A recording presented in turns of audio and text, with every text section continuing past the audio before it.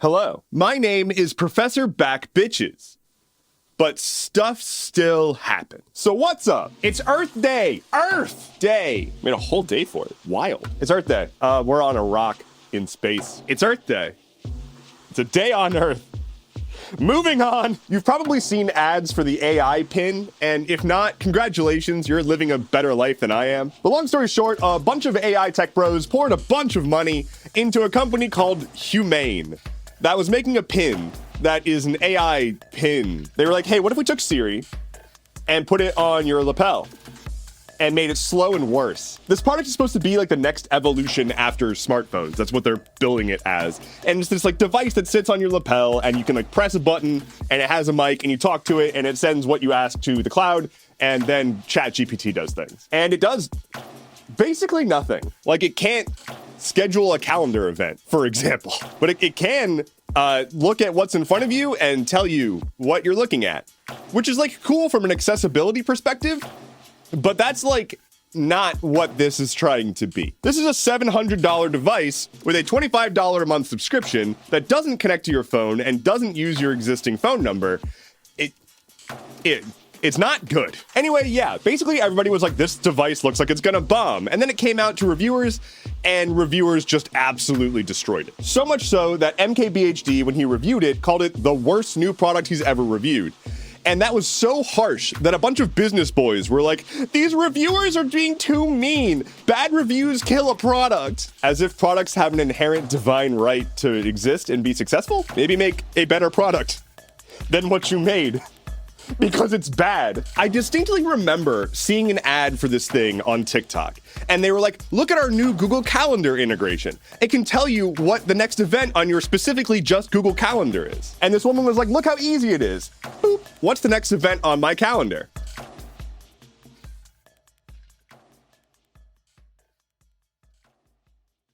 And then it got back to her. Like, I remember watching it in real time and being like, there's no way they recorded this and they were like, this is a good idea to post. Anyway, wild.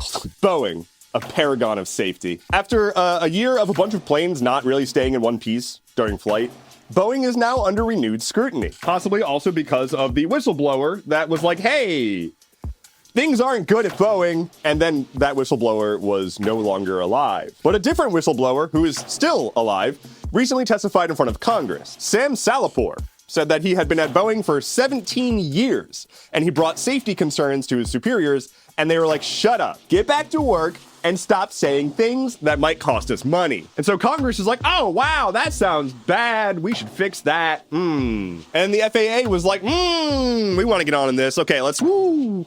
I am very concerned about Boeing. Note to the audience, they're not concerned about Boeing. They're concerned about Boeing having a bad image because Boeing is a very important company to the US government. So, too big to fail. Yeah, I mean, Boeing, like, they make a lot of stuff, and the US is not keen to be like, we're gonna punish Boeing. And that's partially why Boeing gets away with what they get away with. But hey, maybe, just maybe, they can at least pretend to care enough to make it such that there's policy that says, hey, if you make commercial airliners, more often than not, your airplane should land with all of the pieces it took off with. I feel like we can come together and agree on this. I'm starting this segment off with a warning. If you come to my comments and you make a joke about how Google's slogan used to be, don't be evil, I'm preempting your joke here. Google has fired 28 employees after a sit-in in protest against a $1.2 billion contract that Google has with Israel. It's called Project Nimbus. It is cloud infrastructure stuff for Israel. It's essentially a bunch of employees were like, hey, I don't like the idea of my work being used to promote apartheid and genocide. And Google was like, why? There's money. And so a bunch of employees across multiple offices performed protests, sit-ins in meeting rooms and offices and whatnot. And they basically were just like, stop doing this. They were then arrested and fired. Cool. Chris Rakow, Google's head of global security, had the following to say, quote, the overwhelming majority of our employees do the right thing. If you're one of the few who are tempted to think we're going to overlook conduct that violates our policies, think again. This man straight up said, look at all of your coworkers. See how they sit down and shut up? Why aren't you doing the same? Real cool, real cool. Do the right thing, everyone.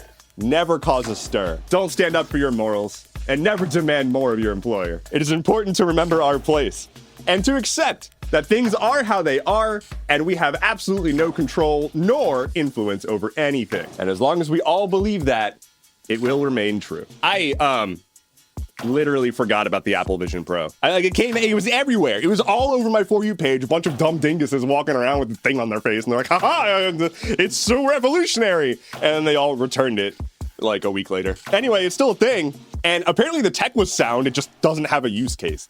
But Kimmy G, a tech reporter at Mashable, recently tried to use the device on a trip. They were like, hey, okay, I want to go on vacation, and flying is stressful. Maybe the Vision Pro will let me have a more comfortable experience. Nope. No. So here's the thing. It's supposed to be a spatial computer. That's like how they are portraying this device. When you're sitting in an airplane seat with no room whatsoever, there's not much space to compute. Doing gestures isn't really gonna work. And if you like look away or down or anything, it can't really track. And so it just falls apart. And so this notion of like, oh, put on this headset and you'll have a cinema-like experience while you're on the plane. No, not really. Plus also it just looks so dumb. It looks so bad. My understanding is that it's actually a pretty technologically impressive device. That's what everybody seems to be like, wow, the hand tracking is amazing. The eye tracking is amazing. What do I do with it? Between this and the AI pin, it's just like, we made smartphones and like that worked. That was really good. And then that broke every tech person's brain. They're like, okay, so we know that there's some combination of components. And if we cram them all together, everyone will change the entirety of reality to be around our product. But how do we do that? What components do we need? And where do we strap the screen? To your face. Yes. Gaming news. Hey gamers, it's gaming news time. Here we go. Twitch is planning to roll out a TikTok-like discovery feed to everyone soon, which is good because discovery on Twitch is trash. Any attempt at fixing that is good. We got another look at Hades 2, and it looks hype, and they made the gods even hotter. Somehow. Baldur's Gate 3 won the BAFTA Game of the Year award, which makes it the first game to sweep every major Game of the Year award, beating out even Elden Ring. After the brutal layoffs at Bungie last year, a bunch of former leads on Destiny have gotten together and made a new game company. We will see how that goes. Stardew Valley got another content update. Again. And hey, City of Skylines, I'm talking to Cities by Diana here specifically. I'm so sorry about City of Skylines 2. And also I know that your handle is no longer Cities by Diana, but still. City of Skylines 2 has been kind of a huge disappointment, and they had a big DLC recently that was also a huge disappointment, and they're like apologizing. Rough. Like, that sucks. Lightning round? Did you know that hedgehogs can inflate? That's a thing. They can apparently get air trapped under their skin. And some people on a bus in the UK saw an inflated hedgehog and reported it, and it was saved. They deflated it. Elon Musk wants to make it so that if you're a paying member of Twitter, his AI can write tweets for you. Vietnam has sentenced a billionaire to death for essentially swindling $44 billion from their economy. Let's do that. More. Giancarlo Esposito, the person who played Gus in Breaking Bad, apparently once considered arranging his own murder so that his children could get the insurance money. But then he landed the part. Tesla has recalled all 3,878 Cybertrucks that have been delivered because you can get the accelerator stuck in the full down position. YouTube is rolling out a design change for their desktop website. It's a big shift. A man set himself on fire in front of the ongoing Trump trial that I don't care about the trial.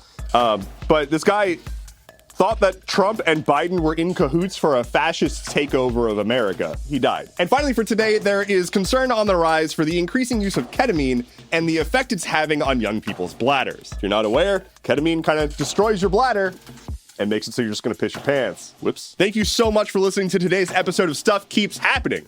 Head to stuffkeepshappening.online for sources, bonus content, and a step-by-step guide on how to become too big to fail. My name is Endeavorance. I'll be back on Monday. Take care and be well.